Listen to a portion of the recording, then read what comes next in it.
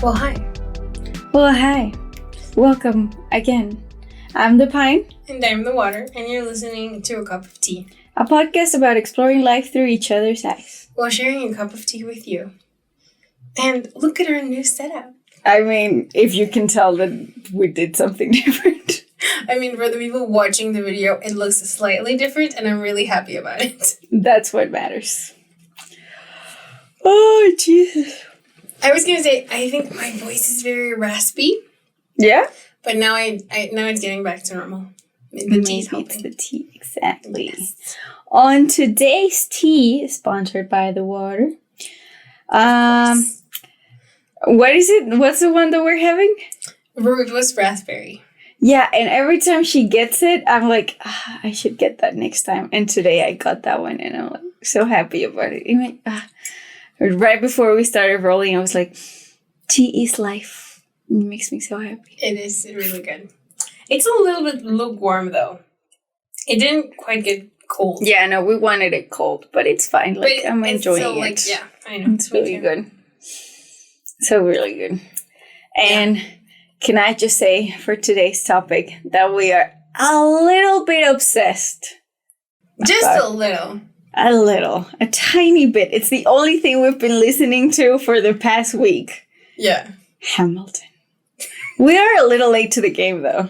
We're quite late to the game. That I watched stories on Instagram of people that watched it and they loved it. Like, I know a lot of people watched it when they put it on Disney Plus. Right. So that was like the first wave of... Well, I mean, before that, of course, there's the musical, the actual... The show, live, sure. But then after that...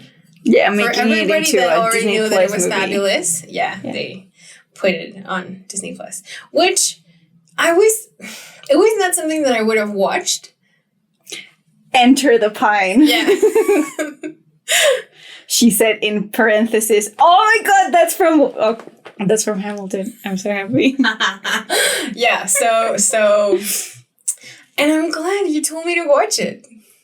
You're welcome. Yes, it's been a lot of fun to sing along. You're so good. And just now when you were saying about releasing it on Disney Plus, there are several interviews where Lin-Manuel is just like, I cannot fathom, I'm paraphrasing, I cannot fathom, like the idea that more people are going to be watching it the, 4th, 5th of July when they released it, than they have ever watched it or seen it before. That is the thing. Yeah. Well. And it was so awesome. And now we are part of that group of people. Yeah.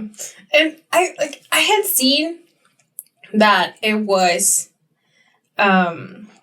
a massive thing, and I had read stuff online that everybody was talking about what a great play it was. And I only knew Lin-Manuel Miranda from Mary Poppins. I knew that he was the Hamilton guy, but I didn't know any more than that. And I saw him on Mary Poppins, and I was not a huge fan of it. And I was like, Well, I haven't watched Mary Poppins still. The first one. Neither of them. But it is on my list. I will watch it. Yeah, when we're 80. No, I'll get on it. I promise. Because now I'm very intrigued to watch Emily Blunt and Lin-Manuel. And the original, right? But, Anyway.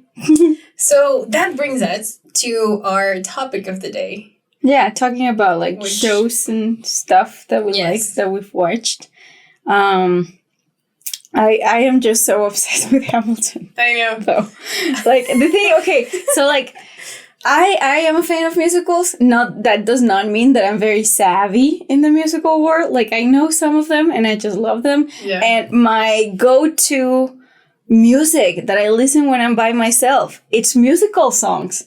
Lately, it started with, Phantom of the Opera, I'm trying to think of back when, I guess, something along the lines of Phantom of the Opera.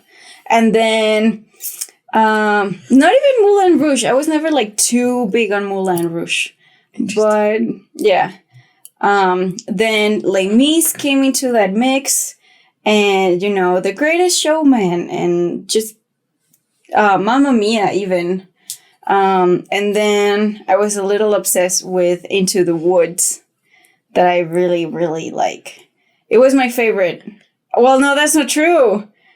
The Producers. Yeah.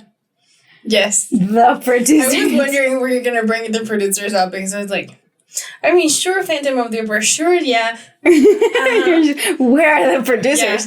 Yeah. Oh my goodness, I just adore that. And it's something that can come up at any point in my TV, and I'm like, and I can watch it. I love it so much. It's just so hilarious. Yeah. I don't think I can take the credit for introducing you to it, because I think you watched it because they put it on in a class when we were in high school. And I did not like it. I can't take credit for that. And I still don't like it. No? No. I mean, I would not watch it again. I don't think I would.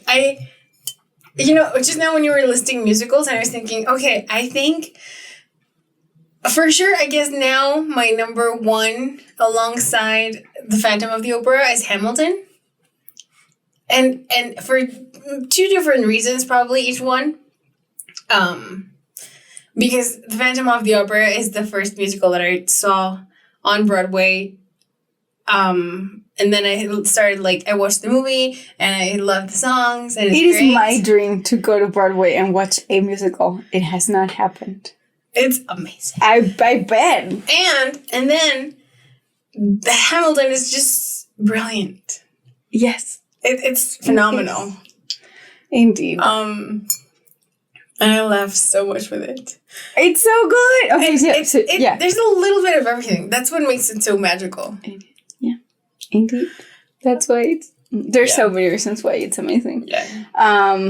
So yeah, watching musicals and whatever. And when one day, it was just on Disney Plus, whatever, what am I gonna watch? And Hamilton was there. I'm like, it's a musical. I'm probably gonna like it. It's something I can watch by myself and have fun with it. And it was just amazing. And first I got Pablo too. I watched it a couple times, maybe 3. No, I probably watched it a couple times and started listening to the soundtrack every time, every day. And then I showed it to Pablo, which took some convincing, because he does not like musicals, sadly. Although I did introduce him to The Producers. I think that's the first musical that I had him watch with me. And it became a thing for us. That's cute. It's adorable. And the song when they're we can do it. We can do it. That became our song to face the challenges of life, and it's adorable. So I was he lived in the US for a bit of his youngster years. So I was you might like it, some of US history, you might enjoy it. And it is now his favorite musical. And he listens to it in his car, and it makes me so happy. I feel mission accomplished. I'm just so... And then I was Water, you must watch this, And considering the whole thing that we did last time of the character traits and that beauty appreciation was so big for us, I was even if you don't like musicals, you will love this. It is so beautiful. It is such a work of art. Yeah. And first, when you told me about it, I thought, because I had only heard about it, I thought that they made a movie from the musical.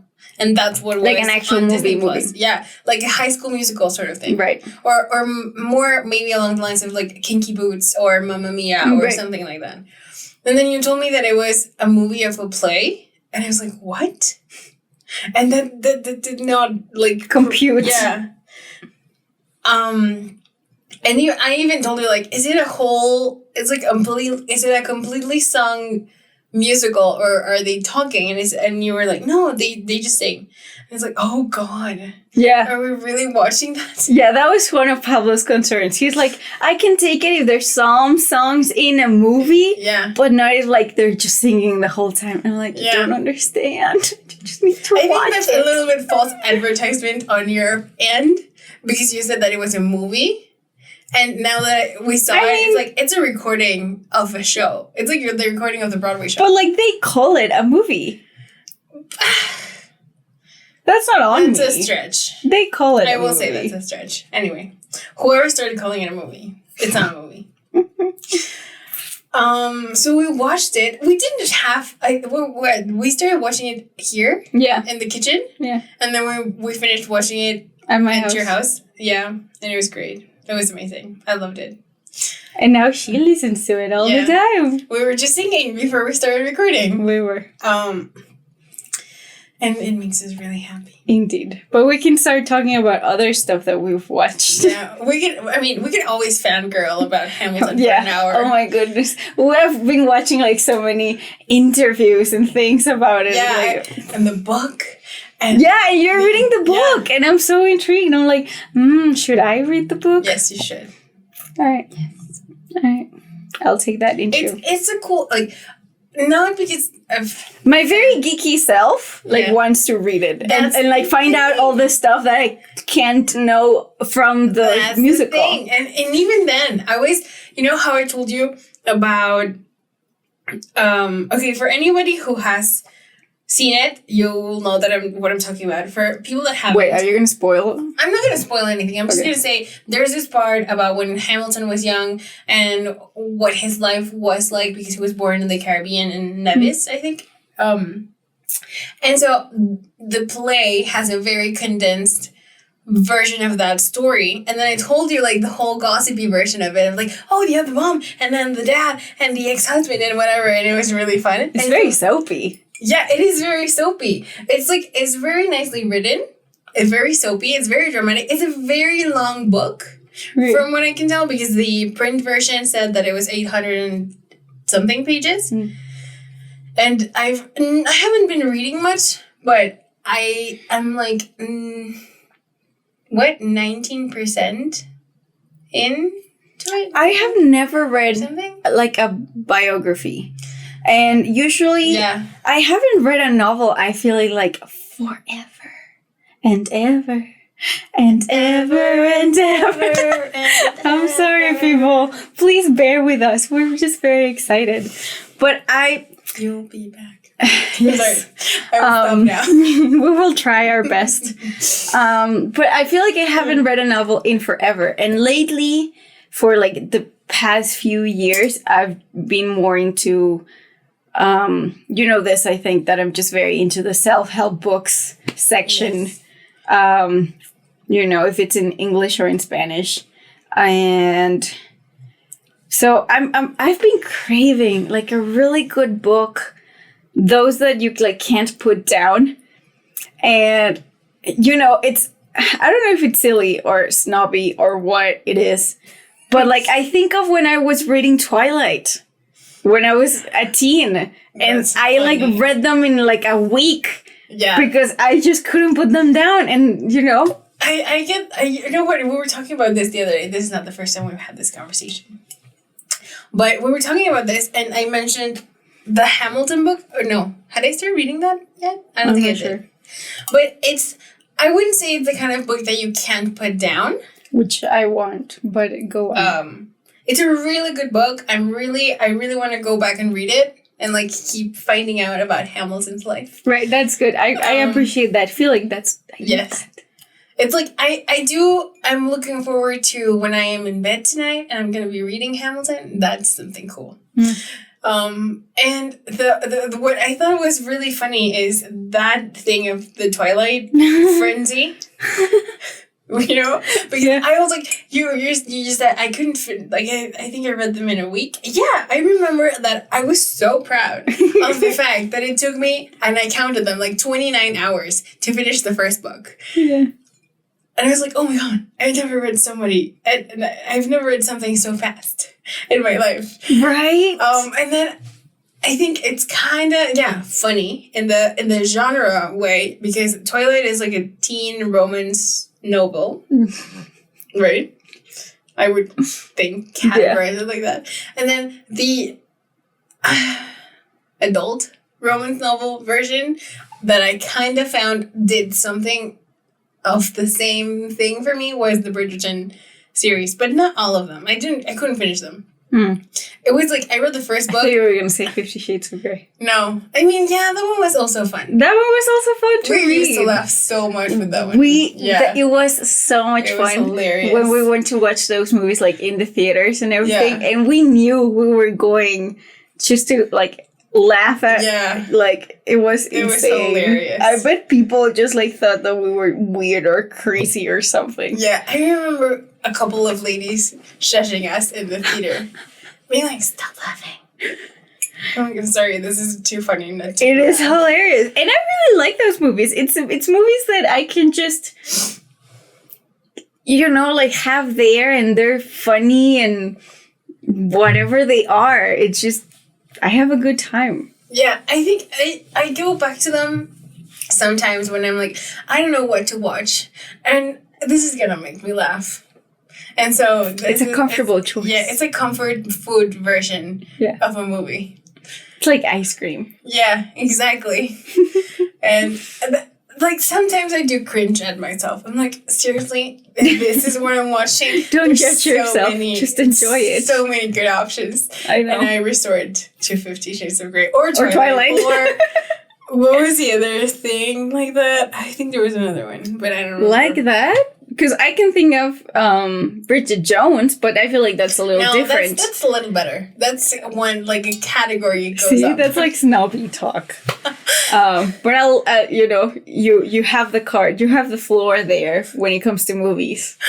Yeah. But I think Bridget Jones is also something that we really enjoy. Yeah, it is. Sure. And Gilmore Girls. Yes. That's also... Yeah, what was the thing they were talking... I think, before we started recording, you were saying something about, like, the comfort of just having a series in the background. Oh, and it was, right. Like, Friends and, How I Met Your Mother and whatever. But to me, also, Gilmore Girls fits into that category. Yeah, I think so. But you know what happens to me whenever I watch Gilmore Girls? Specifically Gilmore Girls? I get very Rory. And I want to, like, read as many books as I can, and I get productive, and I'm like, does that happen to you? Maybe. I don't know that I've done that consciously, but I guess it does tap into my preppy, nerdy self. Yeah, I think it does. Also, I crave coffee a lot more. Yeah, that is a thing. I know. It's hilarious. That's what I think when we were watching it, we bought so many coffee things. Like, I think that's when you first bought your French press. And right. I bought, I don't know if it was, I already had an Italian one. Mm-hmm. But I think I bought cups of coffee or like a certain kind of, I don't know. Yeah, you introduced me to that one, to Gilmore Girls. Yeah. So, makes me happy. Yeah. But what was the thing that you were telling me about? Oh, that I should have read that article again. So I don't know when Emily in Paris came out. But when it did, I found this, an article on The New Yorker that was something along the lines of why Emily in Paris is the epitome of ambient TV. And I was like, what is that? Why is it the epitome? Like, I find, like, why is that? I think it's kind of funny because I watched it. Mm-hmm. And I remember that it came out and I was like, I can watch it because it's from the Sex and the City people and Lily Collins is in it and I think it might be fun. And so I watched it and I was not paying attention at all to it. Like, were you able to, like, follow the story anyways? I was, but I don't know if I played it while I was doing something. I don't know if I was, like, editing or writing or I was doing something worky when I started playing it, and then I think I probably played it like 3 or 4 times because I sort of could follow it, but you got lost. Yeah, I didn't have to pay attention. Like, I was paying enough attention throughout, I don't know, 4 hours to know what the whole thing was about. And I think maybe I watched, if an episode lasts 20 minutes, I don't know. I don't know if they're 30 minutes or an hour. But if it lasts 20 minutes, I think I paid attention 5. And I knew what the whole thing was about. And so I was reading that article and it was saying, because it's that new sort of TV that Netflix or other platforms are producing where you can just play it and have it like ambient music. And that took me to my art history classes with, oh my God, what's this guy's name?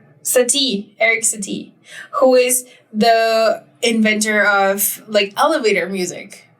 Because of the like, music has to be functional, blah, blah, blah, and the ambient genre of music. And so it talks about that of like, we've reached this stage of like TV production or media, like audiovisual media, where now we also have the same way we had ambient music, now we have ambient TV. And so Emily in Paris is the perfect example of it because you can pay absolutely zero attention to it and still know what it's about. I mean, it seems so weird because, I mean, I'm more familiar to some extent with the whole like filming process because you guys... Yeah. And not as much with the whole music thing. But, in my mind, I feel like it is so much work to make something that's like ambient TV. Like that whole effort to make something that you're just going to put on the background, kind of. I guess. Because, like we're talking about how Friends is something, and I've said this so many times, in other conversations where I can watch. I've lost count of how many times I've gone through the whole 10 seasons of Friends just by having it in the background, going to bed with it, just like not caring, just listening to it because I enjoy listening to it. I can be like, in the kitchen doing stuff, whatever, and just listening to Friends. But I don't think, first of all, that was their intention. Yeah.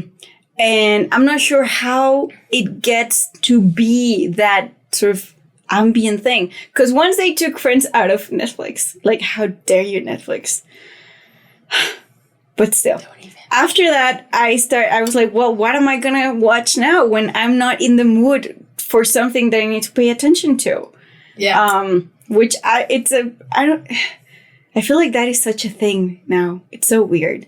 But we can talk about that later. Yeah. So after Friends, it became Modern Family. And, in both of those times, the first time you watch the series, you're like into it. Yes. And you want to know what happens and everything. But after that, then it's that thing that I do of just putting it in the background and not minding. And I wonder if at some time you and I talked about that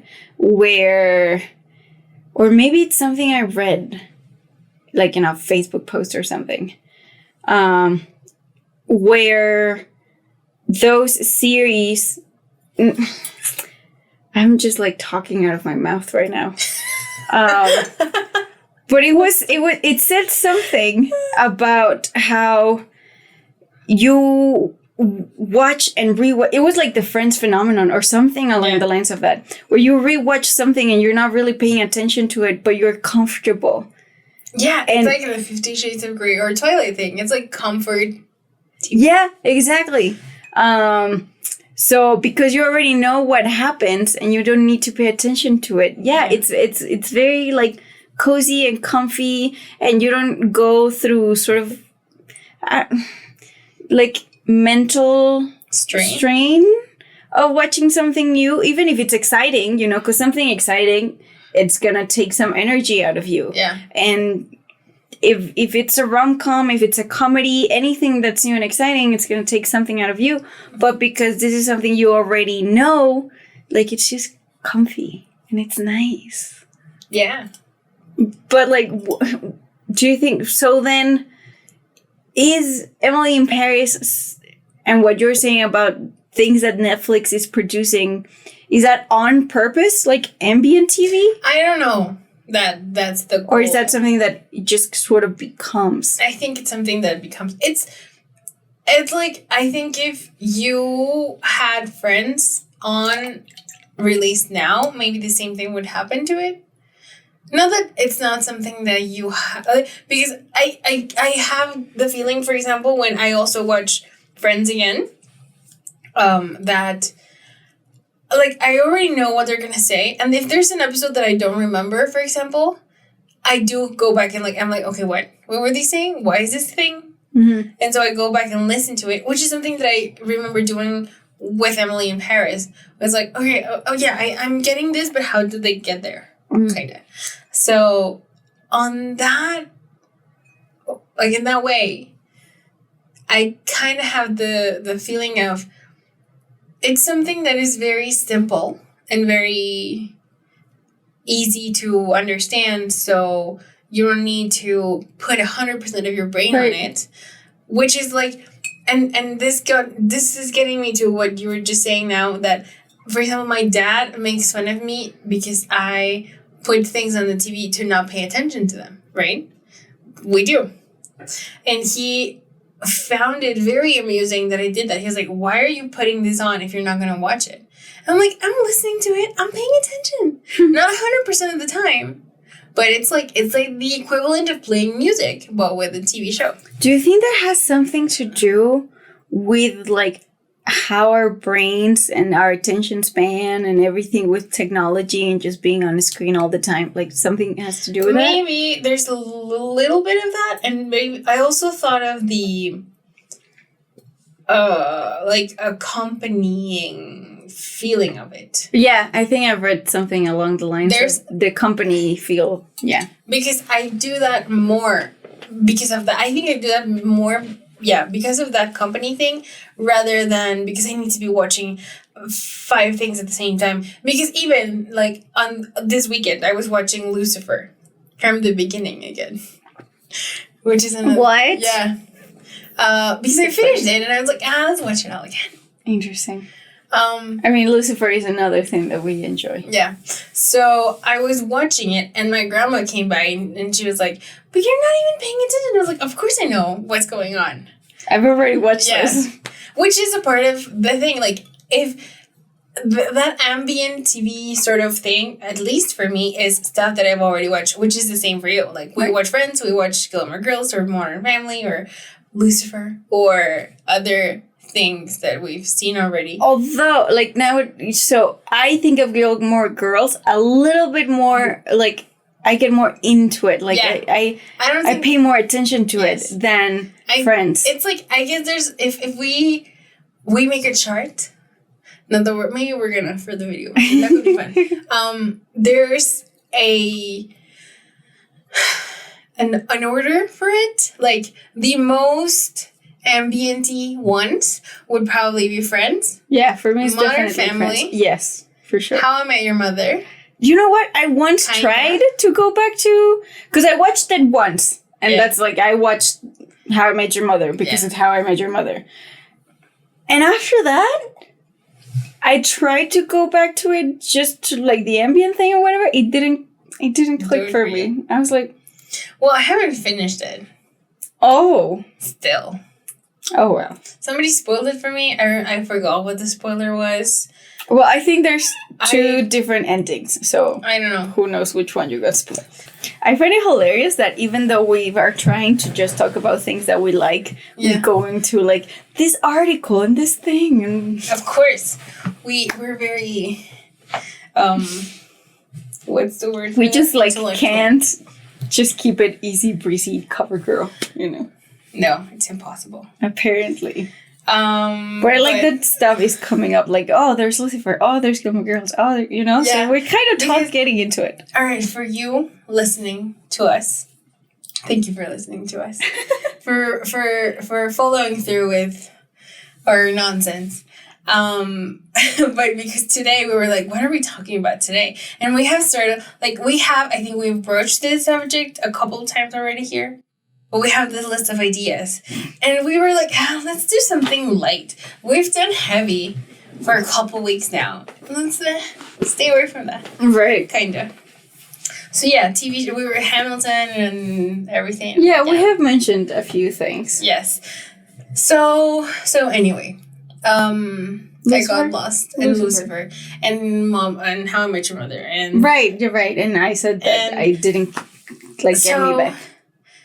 This became talking about shows rather than listing our favorite shows, which is kind of funny, and that was the original idea. Right, but we're going with it. We just see what happens. Yeah, see where this takes us. It's part of the adventure. So anyway, on the ambient genre thing, I don't know that they do that on purpose. Maybe they do. Maybe there's somebody that is like, hey, you know what? The mastermind. I want to do something that you can just play whenever. You know what? Maybe they are the mastermind. Because I've spent so many hours just watching Friends or Modern Family. Way more than I spend watching a certain thing for the first time. Because they get paid by the amount of views that they get, you know. My goodness! Again, why did you take down Friends? My word for it. But anyways, because I've had sort of this conversation, for sure with Pablo. I don't know if we've talked about it. Where, for example, I have these movies where, because I get asked what's your favorite movie or whatever. Yeah. And I'm like, that is such a difficult question. Nobody should ask that question. But the thing is that I have different kinds of favorite movies. So what I've talked about with Pablo is that, for example, in the MCU, I adore and I love Doctor Strange. Yeah. And it's one of my favorite movies, but I would not watch it every day. It's one of those movies that for me, I watch it and then some time has to go by because it's intense in how I like it. There's a lot going on and appreciation that I have for it. So I have to watch it every now and then, even though it is one of my favorite movies in the MCU. And then so we have Doctor Strange on one hand. And on the other hand, we have Ant-Man with beautiful Paul Rudd. Oh, and I can watch that movie every freaking day. And I just have fun with it. So at the end of the day, I watch Ant-Man even a lot more than I watch Doctor Strange, even though Doctor Strange speaks to me on a personal level. So, who's the mastermind in, doing the Ant-Man movie and getting me to watch it every day? I think, what you just said kind of made me think of that debacle of, do you want to make a movie that you'll get a ton of awards for, or a movie that a ton of people will watch? Sure. Yeah. I would rather say watch than like. Because it's But I get the debacle. It's like The Rock movies. I don't like The Rock. I like The Rock.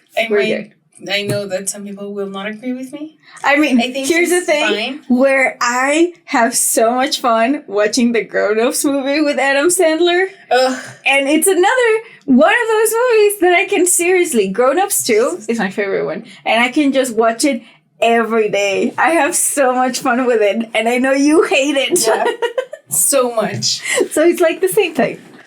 I will say though that I have come to value certain Adam Sandler things.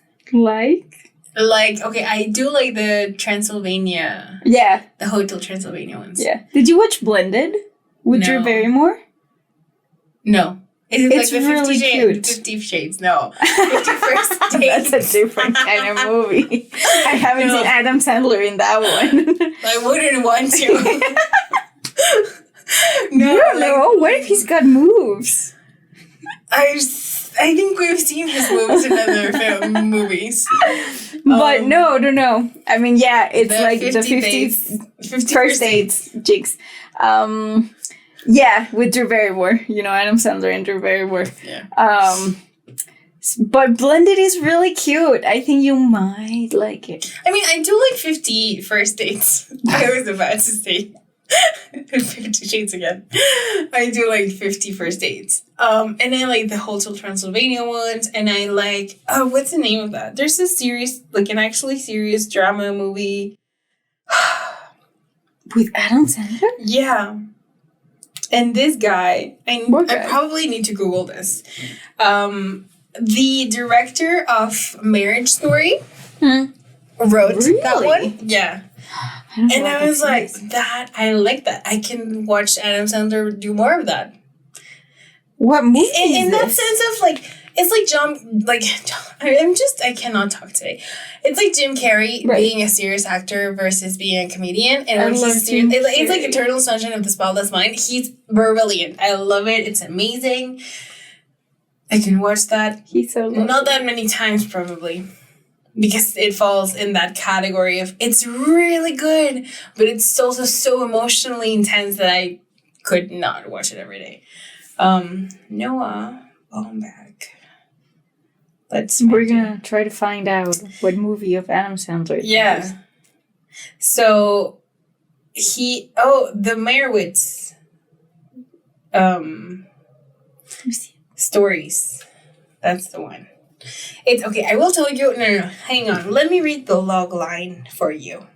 It's an estranged family gathers together in New York City for an event celebrating the artistic work of their father, and it's a movie. Okay, I won't go into what the movie's about. More like, this is the kind of movie, because I love Noah Baumbach's movies. Okay, I can show you the thing. But he wrote Marriage Story, and he directed it, and he wrote the Meyerowitz stories, and he wrote a lot of other movies that I like, and I love his style, so I'm very biased. Oh, it's also with Ben Stiller. Yeah. And Emma Thompson. Yeah. And Dustin Hoffman. Yeah, it's a very eclectic cast. I would watch this. It's really cool, and what I like about it, and I don't know if it was him talking about it in some video or something, and I'm probably straying from the main subject of today, but it's about how they strive for like realistic dialogue, kinda. And when he writes it, and I think maybe you saw more of that with Marriage Story, like the actors' lines are as, like, they say them as they are written on the script. They didn't improvise a single word. Wow. Anything. Yeah. So I love that. I'm a fan. And Adam Sandler on that movie is good. And it's the only version of Adam Sandler that I'm a fan of. How dare you? He's so much fun. Grown-ups. I just don't like it. The second one's just so good. Oh, and did you know that Jessie from Gilmore Girls is in Grown Ups too?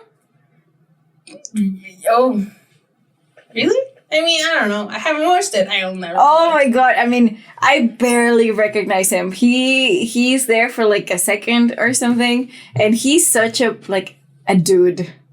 Because there's a part where like there's a frat house involved, and Taylor Lautner is in it. Oh, I think I've seen something. Yeah, and so Jesse, what's his name? Something, Milo. Yeah. He's in there, and he's blonde, and he's such a dude. That's gross. But it's hilarious, and I think they had so much fun, like with Taylor Lautner, because it was after Twilight, and a lot of people were giving him crap because the way he takes off his shirt and like the moon and shit like that, and the whole thing. Yeah. And so in Grown Ups, there's, the Grown Ups are trying to have a holiday, sort of, and the frat house, the frat dudes who Taylor is part of are just being annoying as hell. And I think they had a lot of fun, kind of trashing Taylor, and Taylor probably had fun with that himself. So it is funny. Sure. Yeah, but thoughts on the debacle as a I mean, I think filmmaker yourself? the thing is, thank you. It's like something that I have thought about so much of. I want to do something that is worthy of recognition. And there's a part of me that is in this debate of like, why do you want recognition? Why do you want people to know and see and notice and whatever? Which kind of reminds me of the whole Enneagram thing a little bit, which we haven't talked about, but maybe we will. We have to decide. Yeah, we will do that. So there's this thing of, okay, Academy Awards, like we've seen that they're rigged, kinda, you know? We have? Well, it's been said that, I mean, not that they're corrupted, like there's no corruption per se. But it's like, it goes to the Black story or the queer story or the whatever socially, politically correct and relevant thing is, which I'm not saying is a bad thing to recognize those movies. Sometimes they're really good. Like, Milk was good, or The Danish Girl was good. I'm not a fan of Eddie, what's his name? But it was not a bad movie. Or Carol, for example. Mm-hmm. I'm all for that. They're great. I love Cate Blanchett and Rooney Mara. But I think there's this part of sort of, because the Academy is made up of the people that have won those awards. It's always sort of the same people that vote, and they give it to themselves, kinda.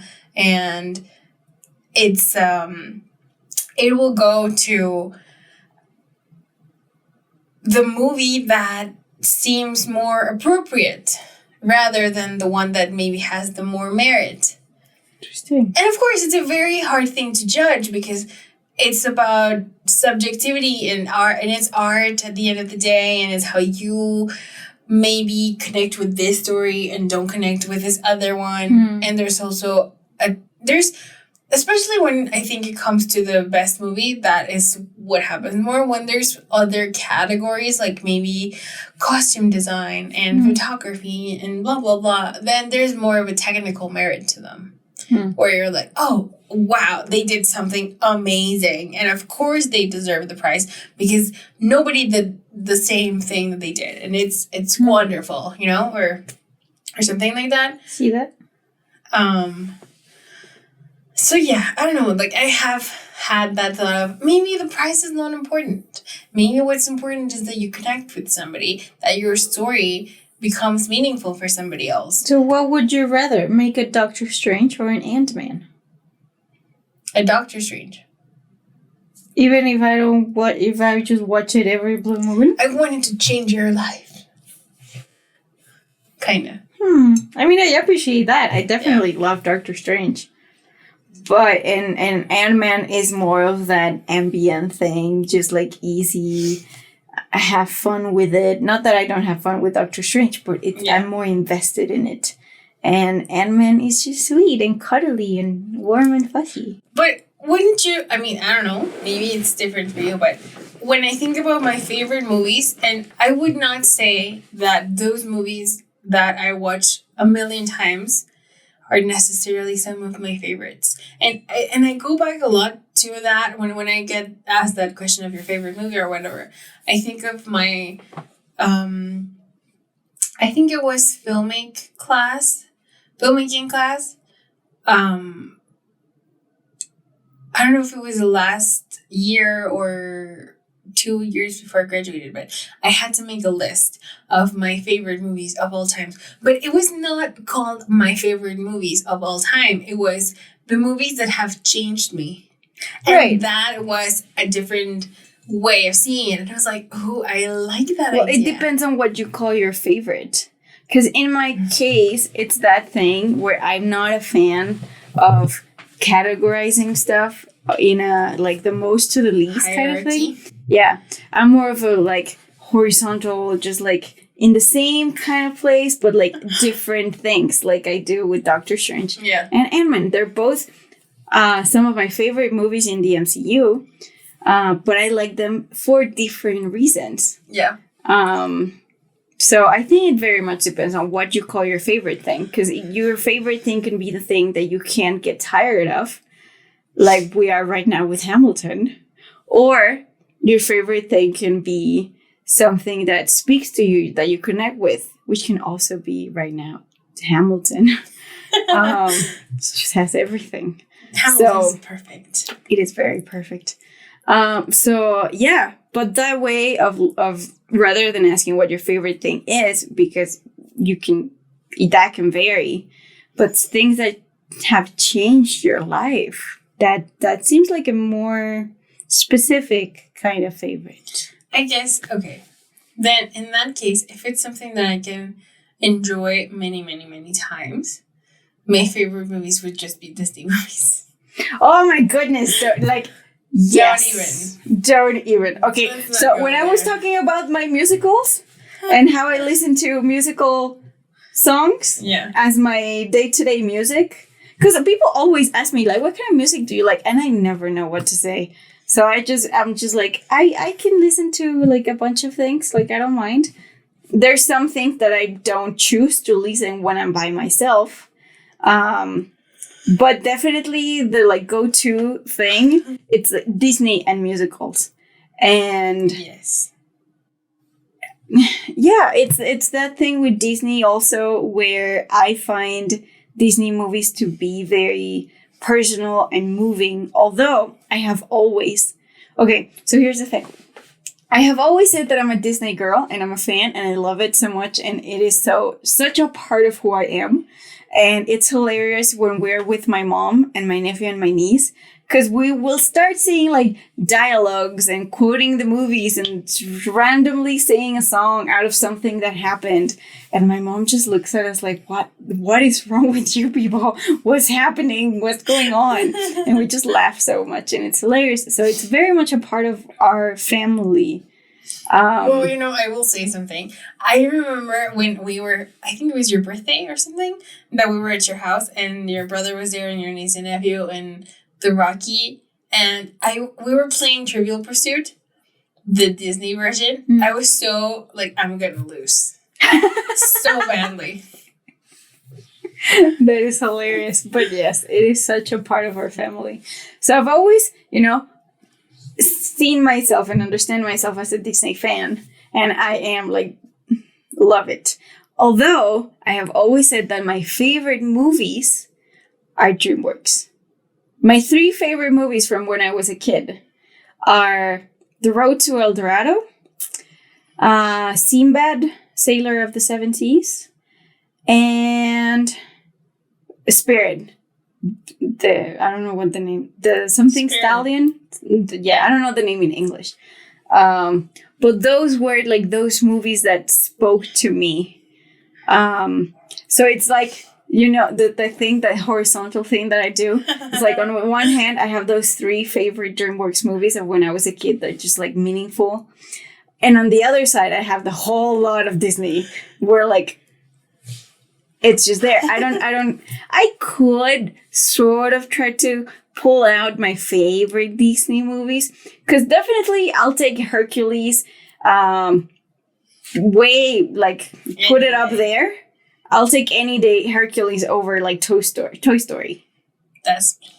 No, like Toy Story never was like a big thing for me. My biggest things were like the animal movies with like The Jungle Book, Lion King. Those I was like insane about when I was a kid. And then I had a thing with like Hercules and Mulan, but Toy Story was never really something for me. I enjoy them, like they're fun, whatever. And I think Toy Story is like Pablo's favorite. Or at some point, Woody That's why was like I his like him favorite more now. thing.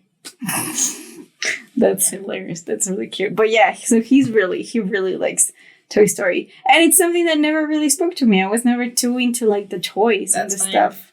That's why. It's a funny thing. I just remember the high school days when we talk about Disney just now when you were saying all that.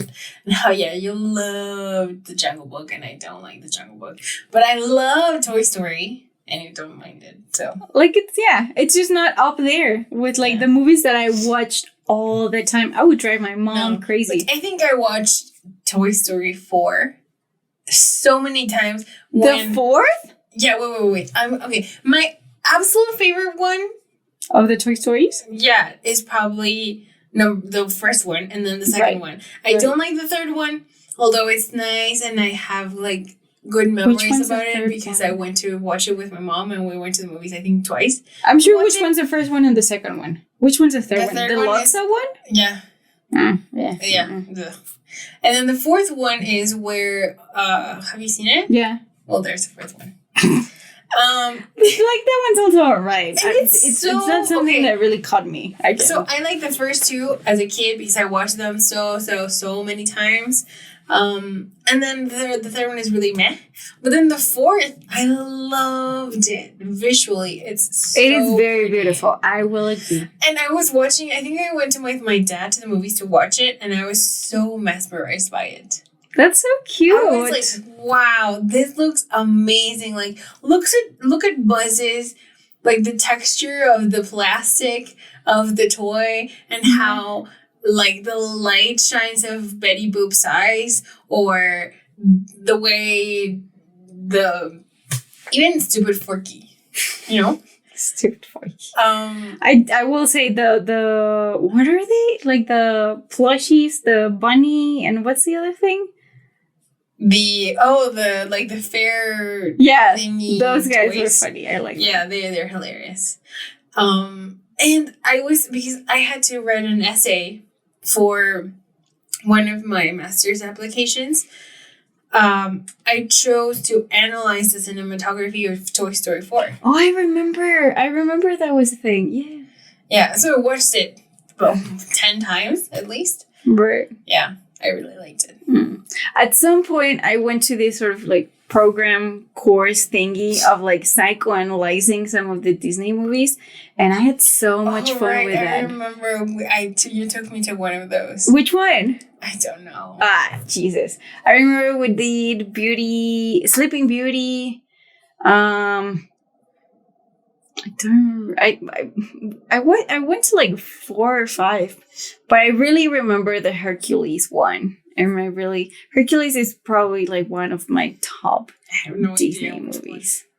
But from the classics, from the like classics, and then now with like Frozen and Tangled and Moana, and like I have so much fun with Disney, and musically, listening to their songs, it's like such an experience. And they're so cool and fun and beautiful.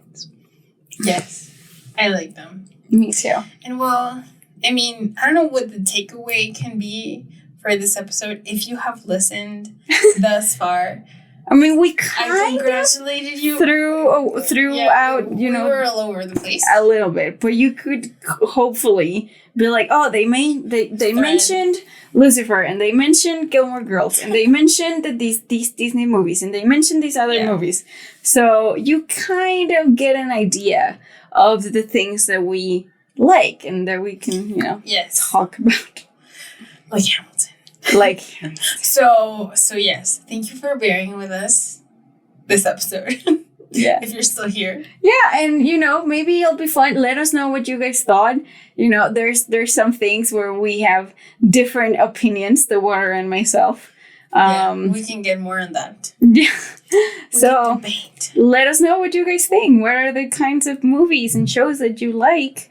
Why is it that you call something your favorite show or your favorite movie? Yeah. What qualifies as your favorite? And just keep on this conversation because it's fun. And we usually can get very intense. Yeah. Or deep or something into our topics.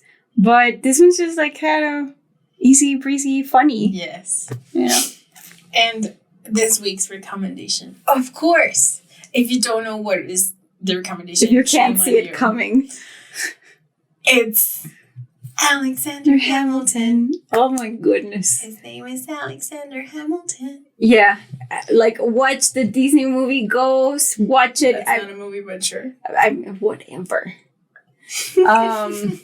And read the book. The Water's reading the book right now. I'll get on reading the book.